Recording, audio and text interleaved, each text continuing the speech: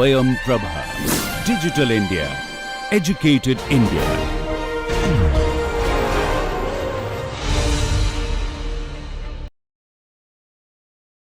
So today we are going to discuss the dual simplex examples, right? So already we had discussed yesterday the method, the dual simplex method. So some examples we shall be taking up today.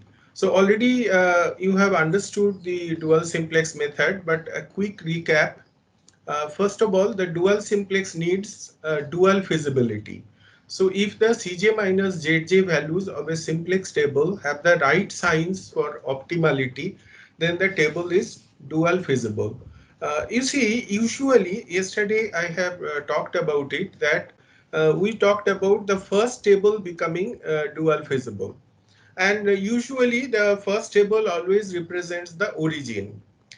Sometimes we might be thinking that whether it is the table representing the origin only that should be dual feasible.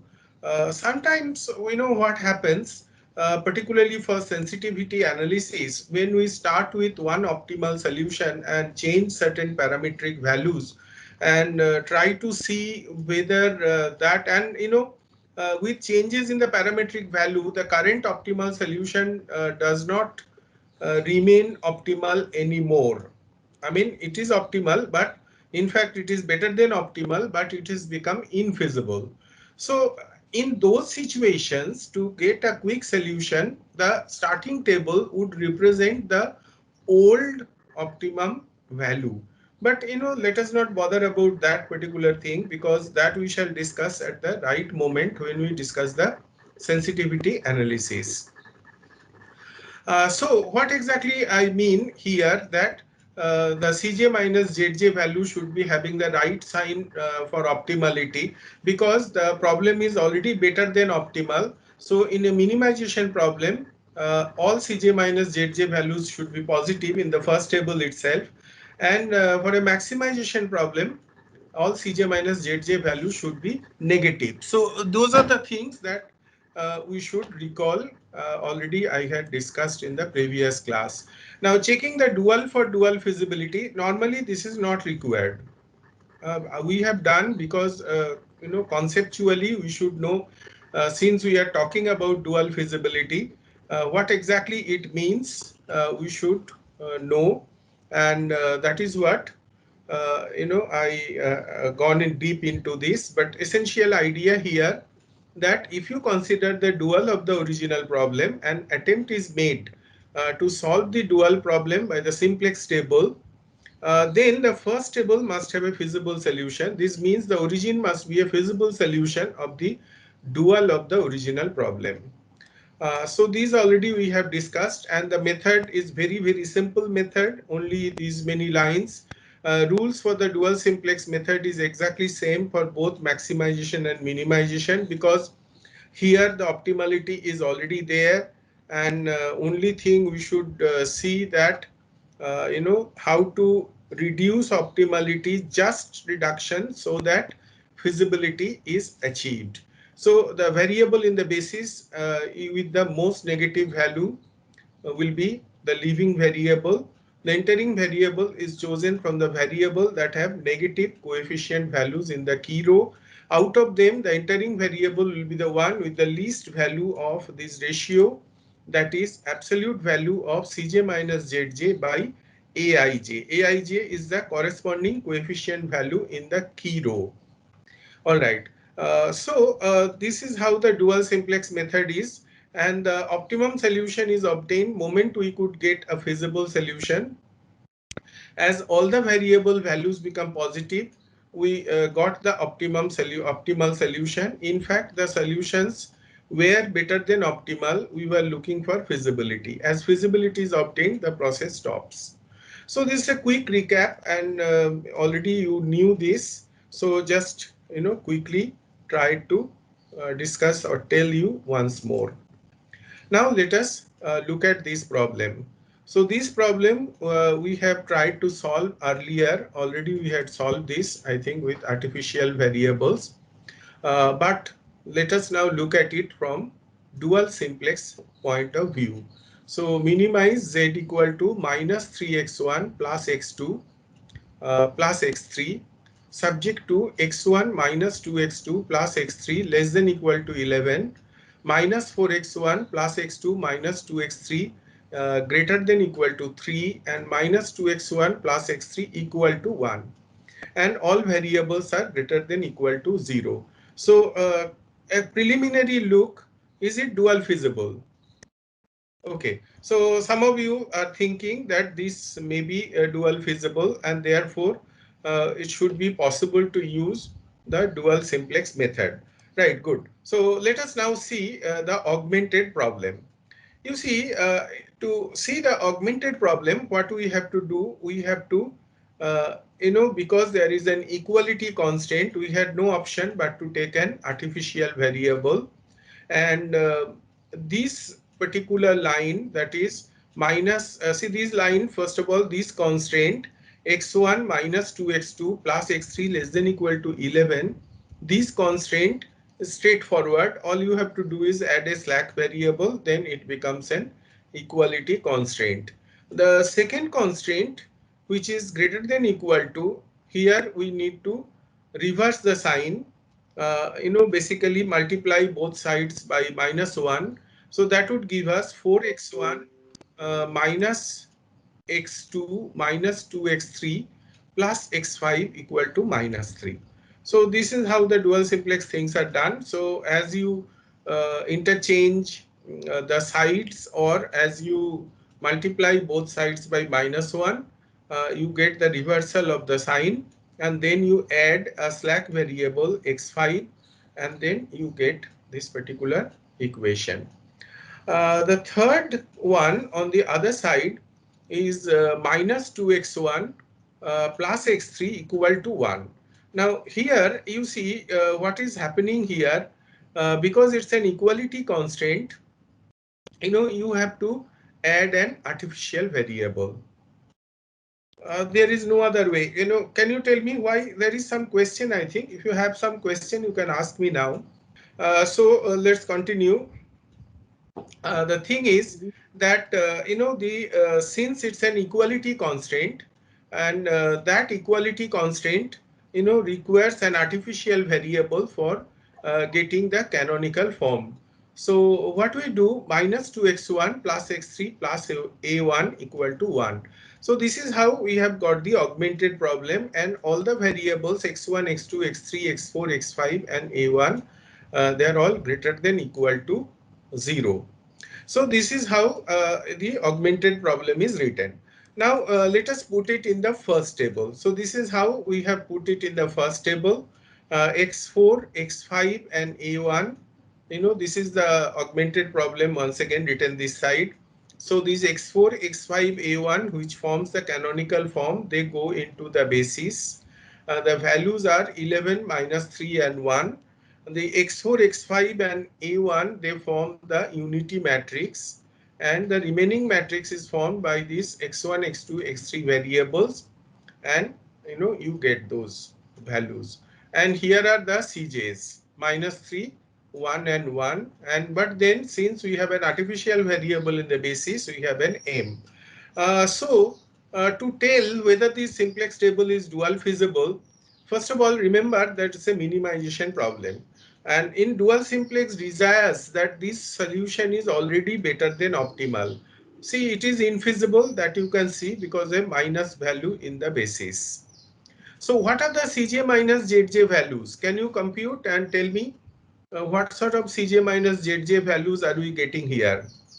Okay, not minus 3. Cj is minus 3, but there is a1 term, so there is an m here. So from Zj side, there is a plus 2m. Can you see that? So it Yes, sir. should be 2m minus 3. It is not just minus 3, it is 2m minus 3, right? So this is x1 is 2m minus 3. For minimization problem, it should be for better than optimal, it must be positive. So it is positive, no doubt. Uh, the second term, 1, right? So that is also uh, okay. And what about the third term? 1 minus m. So you see, this is how the calculation can be made. 2m minus 3, 1 and 1 minus m. So this is the minimization problem. So you see, if you look at the x3, which is not positive, 1 minus m is definitely hugely negative. So, the simplex table is not dual feasible. Can you see that? This simplex table is not dual feasible? Yes, sir. Yes, sir. So this is the problem that happens in this particular problem, that we have an initial solution, and that initial solution that is represented by the simplex fast table is not dual feasible, is it not? Because we are not starting with a better than optimal initial solution. So this is precisely what we are written here. The simplex table is not dual feasible. In a minimization problem, we do not have all positive Cj minus Zj values. Hence, the dual simplex method is not applicable here. You know, on a different note, suppose you try to look at it from another point of view. Let us look at the original problem. You see, what is happening in the original problem, because of the presence of an equality constraint, is it not? These equality constraints are difficult to handle, and you have to have an artificial variable. So, moment you have an artificial variable into the basis, immediately there is something uh, not happening exactly what we like to have. So this is one problem, and that would be more so, if you take the dual of the problem. Let us take the dual of the problem. So this is the, see, minimization problem. So dual should be maximization. All right. And let us say the three dual variables are y1, y2, y3. So obviously the objective function should be 11y1 plus 3y2 plus y3, because these values, see, the dual variables are associated with constraints. So first constraint y1, second constraint y2, third constraint y3, and the objective function should be 11y1 plus 3y2 plus y3, and subject to, with regard to the x1 variable, y1 plus minus 4y2 minus 2y3 should be less than equal to minus 3. Now question is, why all of them are less than equal to? Who will tell? Right. See, in the original problem, the variables are in the standard form for minimization, and all variables are greater than equal to 0. So in the dual, the constant should be, maximization standard form. So variables to constraints. So these variables are all greater than equal to 0. So the constraints in the dual, which is basically maximization, they should be in maximization standard form.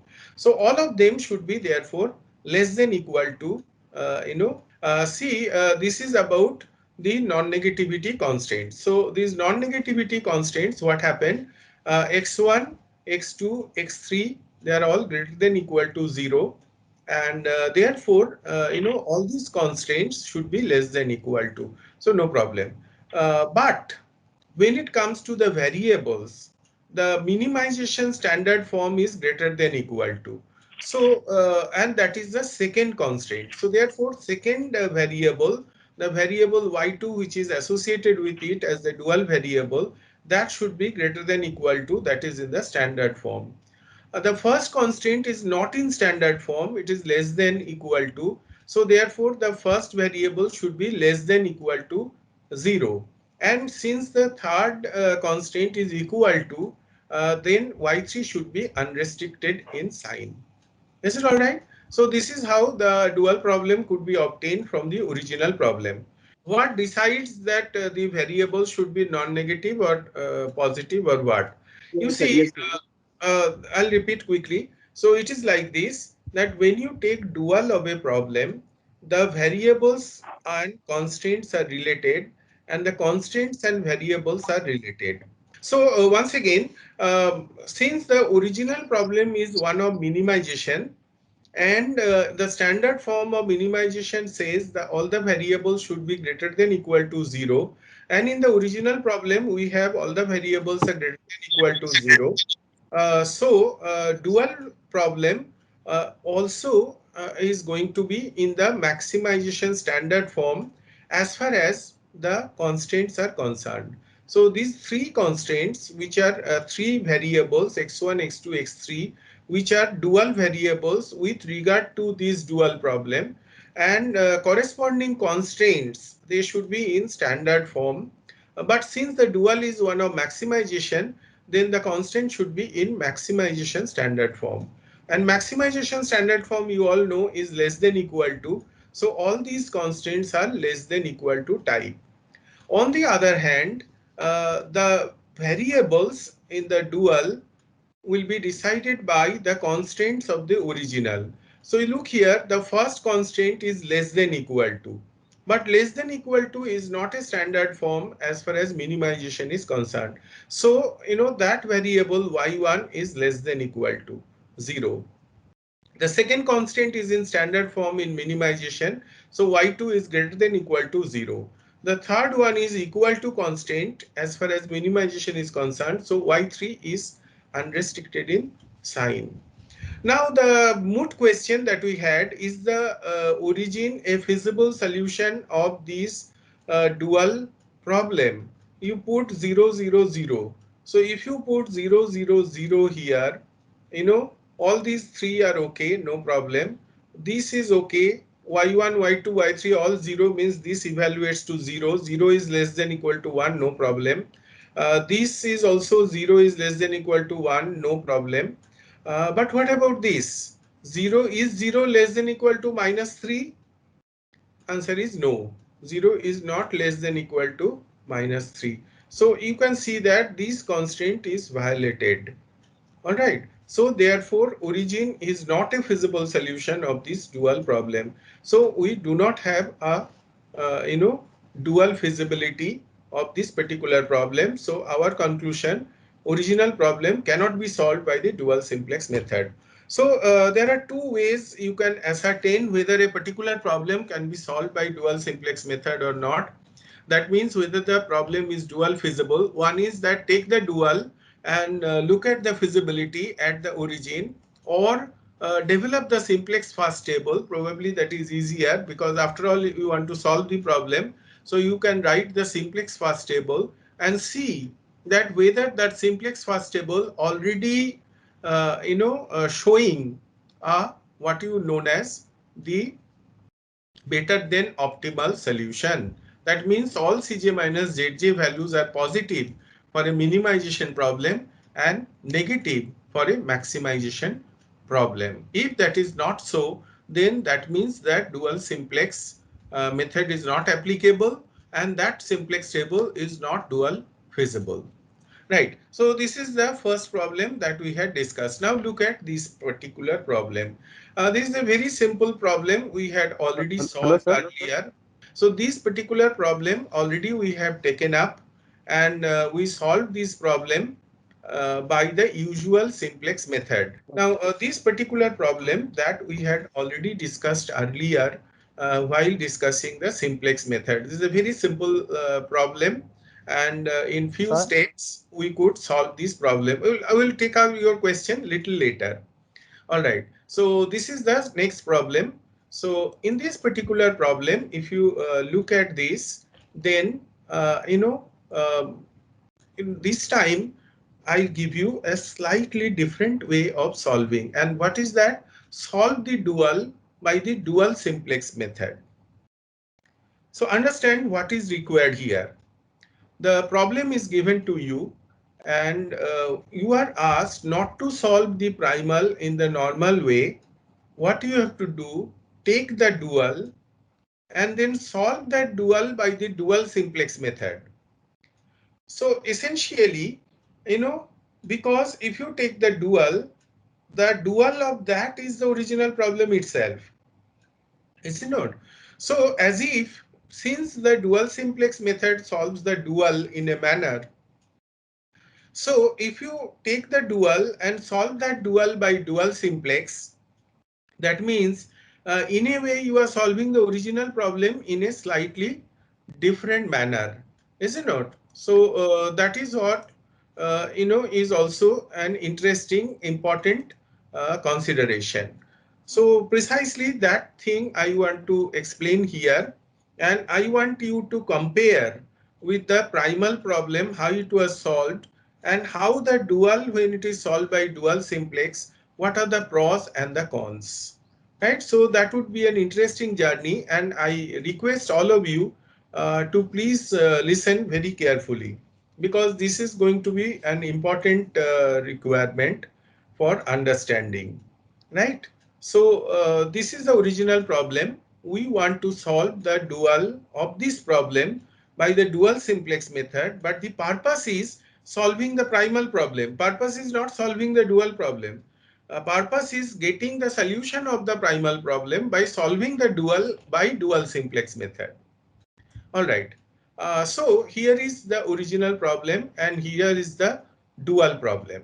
So if I take three dual variables, y1, y2 and y3 for this particular original problem, then the original, there is something wrong I wrote. So this one should be not maximization, should be minimization, right?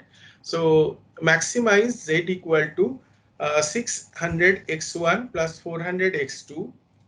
So the dual problem is minimize y equal to 360 y1 plus 160 y1 plus y2 plus 300 y3, subject to 4y1 plus 2y2 plus 2y3 greater than equal to 600, because the dual problem should be in the standard form, because the original problem is also in standard form. So this is minimization once again, and y1, y2, y3, they are all greater than equal to 0. So first question is it dual feasible? Is it dual feasible, right? So Yes, sir. it is dual feasible, because if you put 0 0, it is all satisfied, is it not? So since it is satisfied, so it is dual feasible. That part is not a problem. Okay, I think this mistake is there, all the slides. So anyhow, this kindly look into this carefully, that this is minimization, not maximization. So then, we write the augmented problem, and the augmented problem is uh, minimize y equal to 360 y1 plus 160 y2 plus 300 y3 plus 0 y4 plus 0 y5 and minus 4 y1 minus 2 y2 minus 2 y3 plus y4 equal to minus 600 minus 3 y1 minus y2 minus 3 y3 plus y5 equal to minus 400, and all these variables are greater than equal to 0. Right. So we wrote the augmented problem. So here is the dual simplex first table. So what happened? These minus 600, the values, and minus 400, and this is how we write the minus 4, minus 2, minus 2, and minus 3, minus 1, minus 3, and then y4, y5. So which variable should be leaving and which variable should be entering the basis? So that is very clear that y4 should be leaving, and which should be the entering variable? What are some candidates for entering variable? Y2 This entering. is the key row, and in this key row we have minus 4, minus 2 and minus 2, and all three are going to be our candidates. But depends on what is the R value, that is absolute value of Cj minus Zj by Aij. It is clear that we get 90, 80 and 150. So that is what we make here, and we write. So 90, 80 and 150. So now one very interesting thing, can you see these 90, 80 and 150, do they look very familiar? Let us go back to the primal problem first table. So this is the primal problem first table. See, if you would have solved the primal problem in the usual way, this is the first table that we have got. So you see what we used to do at that time, we had these values as 360, 160 and 300, and x1, 4, 2 and 2. And for the purpose, because x1 was coming into the basis, because x1 is having the maximum Cj minus Zj, and which one should be leaving? The bottleneck resource. How the bottleneck resource is obtained? By minimum of 360 by 4, 160 by 2 and 300 by 2. That means minimum of 90, 80 and 150, that is 80 units of x1 maximum, is it not? So that is how we used to we did in the simplex fast table. But look here, what exactly we are doing here. You see, the maximum values we have taken, which is 600. So that is forgetting the sign part. So these Cj minus Zj values are here, absolute values if you consider, and the feasibility values are here, and the same 90, 80, 150 we are getting, and we are considering the minimum for the entering variable. So actually leaving and entering has been interchanged, but can you see that we are doing the same calculations? So carefully you observe that the first we are choosing y4 to leave because we have a 600 value here, and then we are saying y2 to enter because we are having the minimum possible Cj minus Zj by Aij ratio. What we did in the original problem, we chose Cj minus Zj 600 x1 because that was the maximum Cj minus Zj, and therefore to enter the basis. But you know then from a feasibility consideration, this 360 by 4, 160 by 2 and 300 by 2, the minimum of that we consider, that is 80 units of x1, that was considered. So if you look at it, then in a way, by solving the dual simplex method on the dual of the problem, as if we are solving the primal itself, the same calculations we are doing but in a different manner. So this is precisely what is so important uh, here, which is the entering variable. The entering variable should be y2 because it returns minimum r value. So we do that, and after doing this is how the new calculation is obtained, and again we get the Cj minus Zj as 40, 140 and 80. Since all are positive in a minimization problem, we can say that this particular problem is still better than optimal, but it is not feasible yet because we have a minus 100 value in the basis. So once again, we need to compute R, and the question is which variable should be leaving, right? It should be y5 because as it has a negative value. So can you see that y5 should be the leaving variable, and which one should be the entering variable at this stage? Y1, because the ratio is 40, right? 40 by 1, 140 by 2, 70, 80 by half, 160, right? So these are the ratios 40, 70 and 160. So again, go back and see the original primal problem, the second table. Here again you see this was the second table, and we had the same 40, 80, 140. And look here, the Cj minus Zj's were also 100 and 300. And since this minus 100 was there and it was 100 and minus 300, it's a question of sign changes. So 100 was entering, and the feasibility was seen from 40 by 1, 80 by half and 140 by 2. So, uh, what exactly happens in the dual simplex method, or in the dual problem? The matrix becomes the transposed matrix, right? The matrix becomes transposed matrix, and since the matrix is transposed, the calculation what was done in the longitudinally is now being done vertically. and what is done vertically is now done longitudinally. Is it all right? So therefore, I know at the second stage, the Y5 leaves the basis, and as you have correctly said that this is how the comparison goes. And here, as Y5 leaves the basis, the Y1 enters the basis, and we get the third table. And the third table, we find that Y1 and Y2, they are the solutions, and now feasible solution is obtained. So this is the feasible solution. So now tell me, the the optimum solution for the dual is now found, right? Optimum solution for the dual is y1 star equal to 100, y2 star equal to 100, and y3 star equal to 0.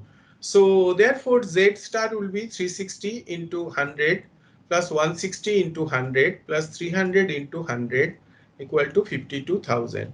But you are not asked this question. You are asked to solve the original problem. So what is the solution for the original problem? These shadow prices. What are the shadow prices here? The x1 is 60 and equal to 60, 60 40. x2 is equal 60 to 40. 60, and x3 is Ah, equal to 40. correct. So you see, these y4 and y5 are the original slack variables. These original slack variables, they would determine the dual problem solutions. Since the dual of the dual is the primal, so we are solving the dual problem by the dual simplex method. So if we are asked to give primal solutions, these Cj minus Zj of the original slack, they would actually determine the original problem solution. So this is how the solution could be obtained. These 60 and 40. So x1 star equal to 60, x2 star equal to 40, and z star would be 52,000. So once again, the shadow prices, that is the absolute value of Cj minus Zj values of the variables that were in the basis of the first table, are nothing but the solutions of the dual problem. Right? So at that time, I might have told you that shadow prices are essentially the solution of the dual problem. Obviously, the absolute values are to be taken. Is it not? So you can see that while you are solving the dual simplex method, actually you are not solving the primal problem, you are solving the dual problem. So any problem you take up, solve it by dual simplex, you are actually solving the dual of that problem. Is it not? And in fact, I have compared with the original simplex, and I have shown you that there is absolute equivalence. It is not another method, it is the same method done in another manner. So this is the table of the primal problem optimum table, which we had already done. And if you observe carefully, then these 40, 60, 60, they were the values, and these 100 and 100, and 0, they were the Cj minus Zj of the primal table. So that was how we solved earlier of the original problem.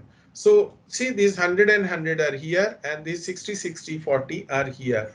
So you see, this is a direct comparison that how solving a problem by dual simplex actually solves the dual rather than the primal problem. Is it all right? So any question you have about why dual simplex method actually solves the dual rather than the primal problem? All right. So this is another problem. Please also understand. The postmaster wishes to hire extra people to handle large volume of mail. This problem we solved earlier in the coming festive season.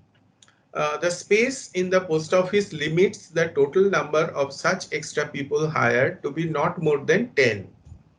The people hired will be in two categories, skilled and unskilled.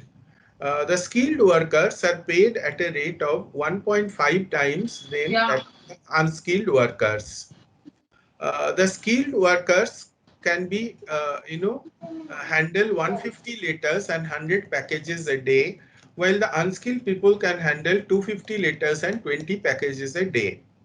So the postmaster estimates the excess volume of mail to be 2400 letters and 280 packages in the festive season.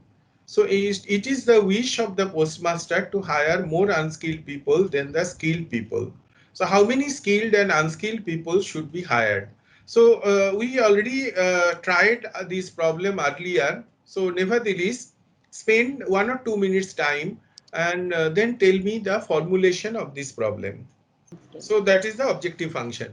And there will be four different constraints. One would be the constraint of total number of people. That should be x1 plus x2 less than equal to 10. Then there will be a constraint of the your postmaster's wish that he wants to have more unskilled people than skilled people. That means x2 should be greater than x1, is it not? X2 should be greater than x1, or x1 minus x2 should be sorry, x2 minus x1 should be greater than equal to 0, or in other words, uh, I mean, whatever way you express it. And thereafter, the constraints with regard to letters and the packages. So this is how the formulation is done. Uh, so first of all, x1 plus x2 less than equal to 10. That is the total hired within 10 people. More unskilled people. So x1 minus x2 should be less than equal to 0. Letters to be handled 150 x1 plus 250 x2 greater than equal to 2400. Packages to be handled 100 x1 plus 20 x2 greater than equal to 280. And non-negativity constraints x1 and x2 both greater than equal to 0. Right.